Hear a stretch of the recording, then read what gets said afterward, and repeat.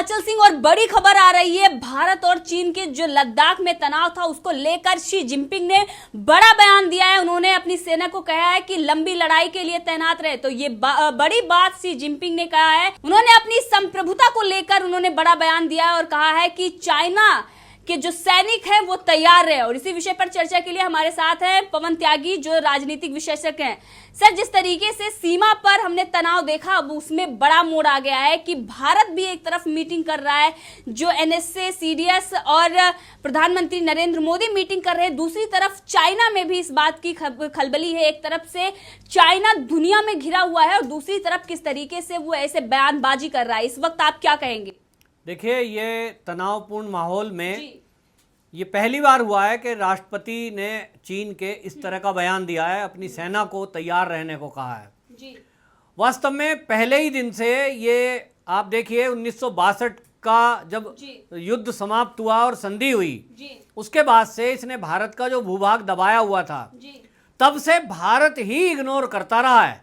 China ने सदैव बदतमीजी बॉर्डर पे की है और उसकी कोशिश रही कि वो भारतीय क्षेत्र में घुसपैठ करता रहे। इसी घुसपैठ को करते करते वो पेंगोंग जो सेक्टर है और गलवान घाटी का जो है एरिया, वो वहां तक आगे आ गया और उसकी नज़र जो है पूरी उस घाटी में है।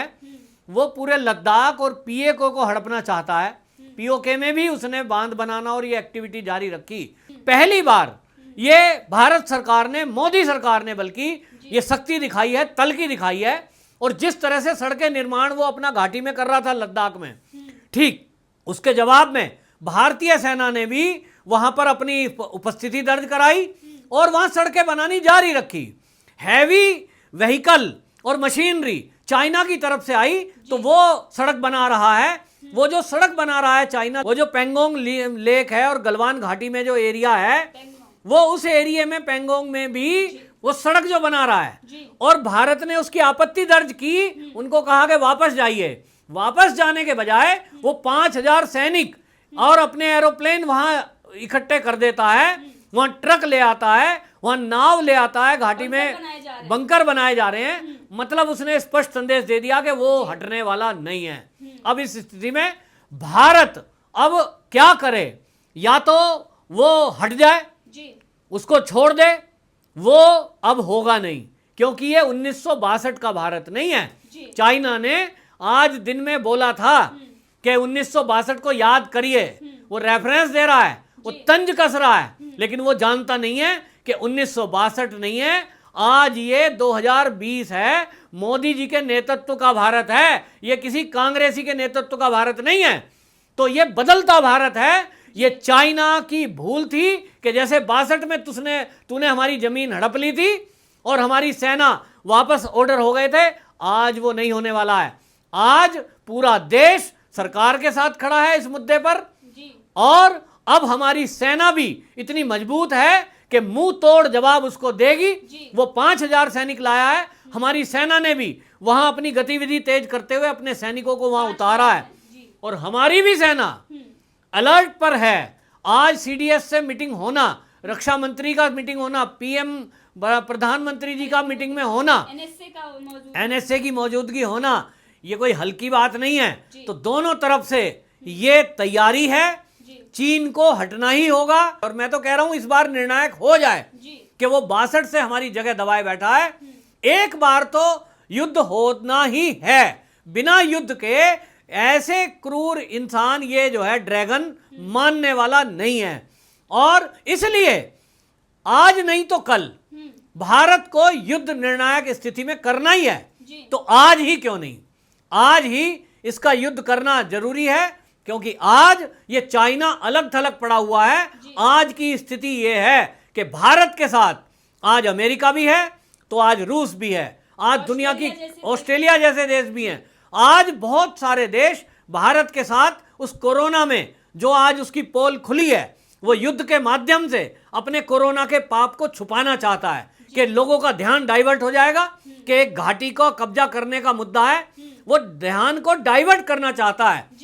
तो वो समझ ले कि ना तो वो चाइना पे गिरने, अपने कोरोना पे बच पाएगा और ना वो घाटी में पैर जमा पाएगा। तो चाइना ने जो वहां सड़क बनाई है वो भारी मशीनरी लेकर के वहां उस क्षेत्र में आया है, जिस पर आपत्ति भारत ने जताई है। लेकिन चाइनीज सैनिक भारत के सड़क बनाने को लेकर, क्योंकि भारतीय सैनिक अभी तक वहां जाते थे गश्त पे और गश्त करके वापस आ जाते थे, लेकिन चाइना वालों ने जब जो पोस्ट है चाइना की उससे 14-15 किलोमीटर के एरिया में टेंट गाड़े हैं, उसके बाद भारत की भी पोस्ट वहां उन्होंने स्थायी रूप से अपने भी टेंट लगाए हैं और सड़क बनानी जारी रखी है। तो उसी सड़क बनाने पर वो ऑब्जेक्शन कर रहा है कि आप सड़क क्यों बनाएंगे, तो अपने एरिया में वो बना रहा है, हम अपने एरिया में बना रहे हैं। जब भारत ने ब्रिज बनाया था तो चाइना ने इसका विरोध किया था, और जब चाइना वहां पर इंफ्रास्ट्रक्चर का काम कर रहा है और भारत इसका विरोध कर रहा है तो वो मानने को तैयार नहीं है। इसका ये मतलब हुआ कि चाइना हमें धमकी और डराने की कोशिश कर रहा है कि वो करे तो सही, अगर हम करें तो गलत। यही विवाद है। भारत ने क्या किया है इसकी तैयारी में ही, क्योंकि उनको लग गया था कि कोई आमने सामने 5000 संख्या बहुत बड़ी होती है और टेंट गाड़ दिया, और जबकि उसमें बंकर बना रहा है, इसका मतलब इसका इरादा है कि इस घाटी में ये स्थायी रूप से इसके सैनिक रहने वाले हैं। और जैसा उनका चरित्र रहा है कि वो धीरे धीरे कभी भी भारतीय सेना में घुसते हैं, भारतीय क्षेत्र में घुसते हैं, उनकी घुसपैठ इस क्षेत्र में आगे ना बढ़ पाए वो भारतीय क्षेत्र में।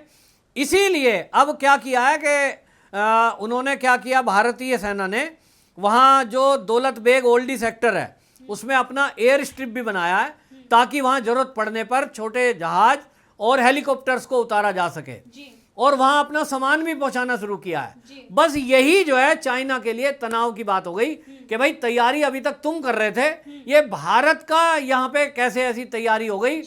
और इसलिए ये अब सोच रहा है कि किसी तरह भारत को डरा धमका कर ये वहां भारतीय सैनिकों को पीछे हटने को मजबूर कर दे। लेकिन भारत की सेना ने और भारत के देश के नेतृत्व ने ये तय कर दिया है कि भारत भी 1 इंच इस मुद्दे पर पीछे हटेगा नहीं। जी, अगर देखें चाइना की बात करें तो वो पूरी तरीके से घिर चुका है। ऑस्ट्रेलिया, अमेरिका जैसे देश भी इसके विपक्ष में खड़े हुए हैं, इसके विरोध में खड़े हुए हैं, और कोविड-19 पर तो ये पूरी तरीके से घिरा हुआ है। 123 देश इसके विरोध में खड़े हैं, जांच की मांग कर रहे हैं इसकी भूमिका की। और वहीं पर अगर बात करें विस्तारवाद की नीति जो है उस पर भी कई सारे देश इसका विरोध कर रहे हैं। इनके खुद के अगर चाइना की बात करें तो उसमें इनके खुद ही विरोध चल रहा है। लेकिन इस सबको दरकिनार करते हुए उसको सिर्फ और सिर्फ प्यारा क्या है, तो अभी युद्ध करना है, लोगों का ध्यान भटकाना है। किस तरीके से सीमा पर इस तरीके की हरकत कर रहा है। वहीं पर हमने देखा कि नेपाल को किस तरीके से भड़काया पीओके के लिए, पाकिस्तान को।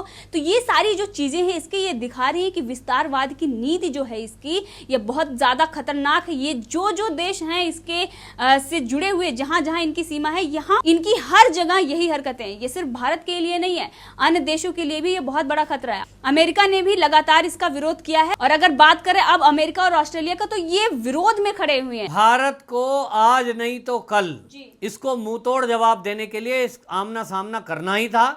वो आज कर रहा है, ये हमारे लिए अच्छा है, क्योंकि आज मोदी जी के नेतृत्व में एक मजबूत सरकार खड़ी है, सेना मजबूत है, और हमारे मित्र दो देश जो हैं वो मजबूती के साथ हमारे साथ खड़े हैं। आज जैसा माहौल कल हो ना हो, तो आज ही क्यों ना हो, ये भारत आज उसको मुंह तोड़ जवाब देगा। और हमारा जो क्षेत्र उसने अभी तक दबाया हुआ था, अब वो भी चाइना को खाली करना ही पड़ेगा। आप देखना, उसको मुंह की खानी पड़ेगी। हर मुकाबले पर वो पस्त होगा, चाहे तो वो आमने सामने की लड़ाई में हो, चाहे तो वो प्रॉक्सी वॉर कर रहा हो, वहां भी वो मात खाएगा। और वो कोविड-19 पे भी मात खाएगा, ये मेरा पक्का विश्वास है। अगर बात करें WHO के चेयरमैन, तो वो भी भारत का, इसलिए वो तनाव और प्रेशर बनाने की कोशिश कर रहा है।